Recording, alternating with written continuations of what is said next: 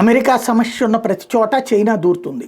అట్లాగే దూరేటటువంటి ఆ చైనా యొక్క మనస్తత్వాన్ని వాడుకుని అమెరికాని బ్లాక్మెయిల్ చేయడానికి ఎవరికి వాళ్ళు వాడుకుంటున్నారు. ఒకప్పుడు అమెరికా రష్యా వివాదం ఎందుకు, రష్యాను దెబ్బతీయడం కోసం అమెరికా యూరప్ దేశాలు నాటో దేశాలతో కలిపి నడిపించినటువంటి కథ నేపథ్యంలో బైడెన్ ఆ కథ నడిపించినటువంటి సందర్భంలో రష్యా ఒకప్పుడు చైనాని చాలా చులకనగా చూసేటటువంటిది.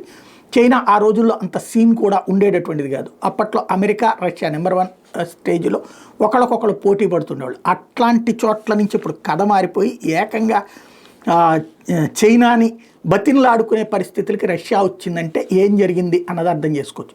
అట్లాంటి సిచ్యుయేషన్ నుంచి ఇప్పుడు కథ మారింది, మరొక కథ మారింది.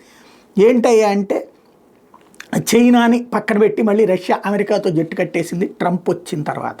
తద్వారా చైనాకి అప్పట్లో ఏం ఆఫర్ చేసింది రష్యా, వాళ్ళకు ఉన్నటువంటి ఆర్కిటిక్ ఖండంలో ఉన్నటువంటి మినరల్సు, అట్లాగే రష్యాలో ఉన్నటువంటి మినరల్సు అప్పుడు ఆ కోణంలో ఆఫర్ చేసుకొచ్చింది. ఇప్పుడు వచ్చేటప్పటికి మళ్ళీ కొత్త కాన్సెప్ట్. ఇప్పుడు ఉక్రెయిన్ అధ్యక్షుడు జెలెన్స్కీ చైనాని కాకాపడుతున్నాడు.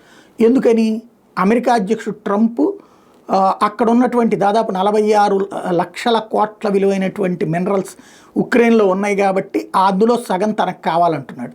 కాబట్టి అట్లాంటి సిచ్యుయేషన్ చైనాకి అదే వనరులు, దానికి అసలు ప్రపంచంలోనే అతి ఎక్కువగా డిపెండ్ అయ్యేటటువంటి చైనా ఈ మినరల్స్ మీదనే బతుకుతోంది కాబట్టి ఆ మినరల్స్ తనకు కావాలని చెప్పి ఇదే చైనాకి ఇస్తామన్న పేరుతో దాంతో స్నేహం కోసం ప్రయత్నిస్తున్నాడు ఉక్రెయిన్ అధ్యక్షుడు. బట్ చైనా రష్యాకి వ్యతిరేకంగా ఉక్రెయిన్తో జట్టు కడుతుందా, వాస్తవంగా ఉక్రెయిన్ని దెబ్బకొట్టడం కోసం రష్యాకి ఆయుధాలు ఇచ్చింది మొన్నటిదాకా, అట్లాంటివి చేస్తుందా చూడాలి.